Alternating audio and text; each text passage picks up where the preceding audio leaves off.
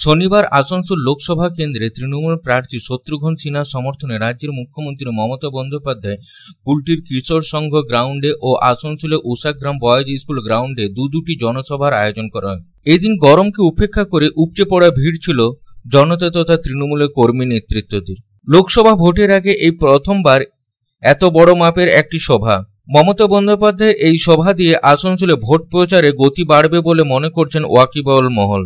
একদিকে যখন 26,000 শিক্ষক কর্মহীন হয়ে পড়েছিল, তখন অন্যদিকে 1 লক্ষ বেকার যুবক যুবতী চাকরি প্রতিশ্রুতি দিলেন রাজ্যের মুখ্যমন্ত্রী মমতা বন্দ্যোপাধ্যায়। আসানসোল কেন্দ্রের প্রার্থী শত্রুঘ্ন সিনহার সমর্থনে কুলটি ও আসানসোলে দুটি জনসভা করলেন তৃণমূল সুপ্রিমো। সেই সভামঞ্চ থেকে এদিন তিনি বলেন, আসানসোলে সেল গ্যাসের সন্ধানে 22,000 কোটি টাকা বিনিয়োগ করা হচ্ছে, লোকাল ছেলেমেয়েরা চাকরি পাবে।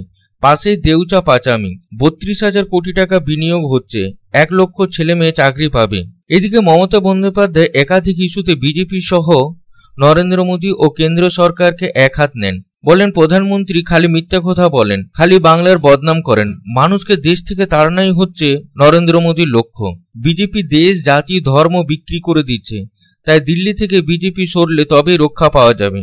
এদিক তার তোপ থেকে বাদ যায়নি আসানসোল কেন্দ্রে বিজেপি প্রার্থী এস আলুওয়ালিয়া। মমতা বন্দ্যোপাধ্যায়ের অভিযোগ, 2019 সালে বর্ধমান দুর্গাপুর কেন্দ্রে জেতার জন্য তিনি অনেক টাকা খরচা করেছিলেন, জিতে তারপর আর দেখা পাওয়া যায়নি। এবার এখানে জেতার জন্য একইভাবে চেষ্টা করছেন।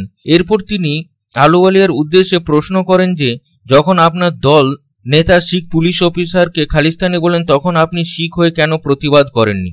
এছাড়াও এদিন তিনি সন্দেশখালী অস্ত্র উদ্ধারের প্রসঙ্গ তুলে বলেন, অস্ত্রগুলো আগের থেকে ওখানে রাখা ছিল নাকি ওগুলো নিয়ে লোক দেখানোর জন্য উদ্ধার করা হয়েছে? সিবিআই এনএসজি গাড়ি নিয়ে গিয়ে সেই অস্ত্র সাজিয়ে রাখেনি, যে তার কি প্রমাণ আছে? जनता के लिए काम करे, हमारा कोई एतराज नहीं है। सीबीआई को लेके, एनआईए को लेके, एनएसजी को लेके, और छोटा छोटा जो बच्चा लोग, एक छोटा यंग जनरेशन है, 7 वर्ष पहले नकली मिला, आज कहता है बोमा फटाएगा, बोमा फटाबो की बोमा फटाबे ना तो 26,000 ছেলে মেয়ে চাকরি চলে গেল। इसको वोट देना चाहते हैं? अगर आपका घर में ऐसा कोई लड़का लड़की रहे तो कैन यू सपोर्ट दैट? उसको पूछिए भ्यापम में क्या हुआ था। मध्य प्रदेश का भ्यापम याद में है? जब इंक्वायरी हुआ था तो इंक्वायरी करने के लिए जो भी जाते थे उसको मर्डर हो रहा था। अरे बंगाल तो इज्जत करता है कानून को, बंगाल तो कानून को इज्जत करते हैं, काम करते हैं, लेकिन आप लोग वहां पे कहने हैं ভাগ্যের ক্ষমতা নেই, তিল মারার গোসাই। আমার কাছে 10 লক্ষ চাকরি পড়ে আছে, আমার রাজ্য সরকার খুঁজে বের করেছি, শুধুমাত্র এদের জন্য করতে পারছি।